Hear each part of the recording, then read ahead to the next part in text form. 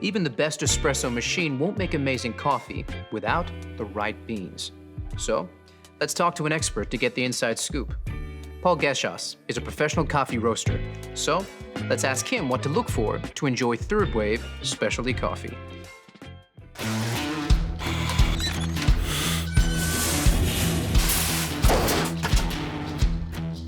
Well, it starts with freshness, but you don't want too fresh.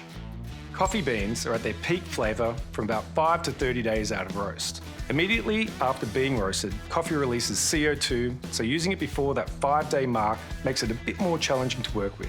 Once the beans are older than about 30 days, volatile aromatics start to fade, so the coffee loses the best parts of its character.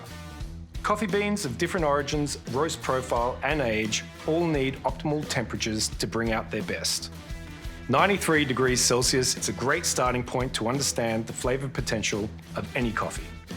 Coffees from South American origins, such as Brazil, are generally lower in acidity, rounded and sweet with a medium to heavy body. Their nutty and chocolatey flavour notes make them a good choice to pair with perfectly textured milk.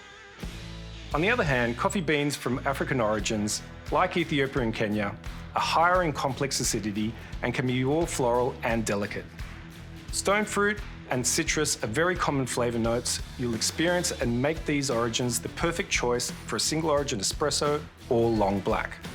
Blending multiple varietals to build taste complexity is something we like to do as roasters, so definitely take some time to truly experience different blends at home. There it is, straight from an expert. Only buy beans with a roasted on date, so you know exactly how fresh they are. And get to know coffee bean origins with their unique flavor properties.